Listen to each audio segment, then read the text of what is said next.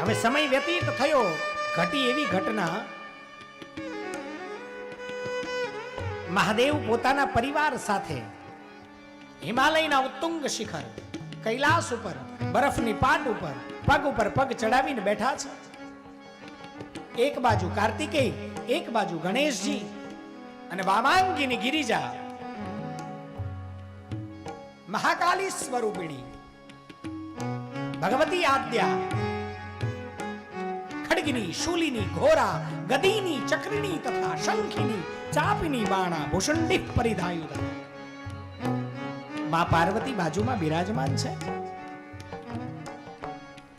પોતાના ગણોથી વીંટળાયેલા પરિવારની સાથે જો આ ભાર દઈ દઈને એટલે બોલું છું કે તમને સમજણ પડે કે હું વાત ક્યાંથી ક્યાં લઈ જઉં છું. પોતાના પરિવારની સાથે મહાદેવજી બિરાજમાન હતા અને એવા સમયે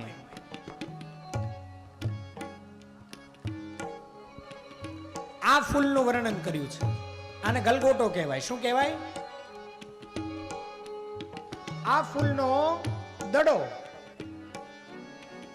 આ ફૂલનો દડો બનાવી અને રમતા રમતા ભગવાન મોહિની સ્વરૂપને ધારણ કરી અને કૈલાસમાં પ્રગટ થયા છે. આન મહાદેવની નજર પડી. મોહિની એટલે મોહિની, પછી વિશ્વરૂપ મોહિની. બ્રહ્માંડમાં આના જેવી બીજી કોઈ સ્ત્રી નહીં. આના જેવું નિતરતું સ્ત્રેણ બ્રહ્માંડમાં ક્યાંય ન મળે. મહાદેવે બે હાથે એક બાજુ કાર્તિકેયના આઘા કર્યા, એક બાજુ ગણેશજીને આઘા કર્યા. પાર્વતીજીની તો હામું જ નથી જોયું, ઊભા થયા છે. આ મોહિની એ દડાને રમતા રમતા રમતા આગળ વધવા લાગ્યા અને જેવી બેની નજર એક થઈ ત્યારથી મહાદેવ આ સ્વરૂપમાં મોહ પામ્યા, લીન થયા. આલિંગનના ભાવથી મહાદેવ આની પાછળ દોડ્યા છે. આખી પૃથ્વીની પ્રદક્ષિણા કરી છે.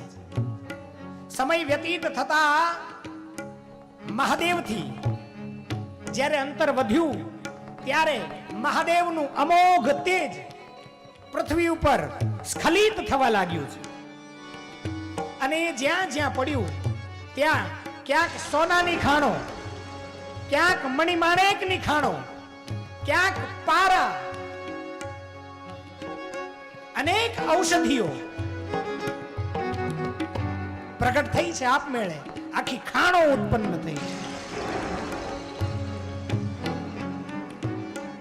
મોહિની નારાયણ મહાદેવને ફેરવતા ફેરવતા વિંધ્યાચળના પર્વતો પાસે લઈ ગયા છે. અને ત્યાં આ અમોઘ તેજ જે સ્ખલિત થયું, ઋષિઓ યજ્ઞ કરી રહ્યા છે. નારાયણ અને મહાદેવને જોઈને ઉભા થયા છે.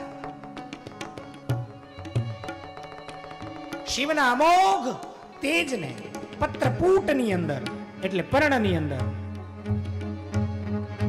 સંગ્રહિત કર્યું છે.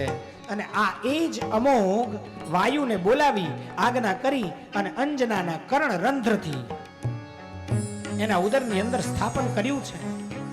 આનો સમય જતા એ તેજ પ્રગટ થવા લાગ્યું છે.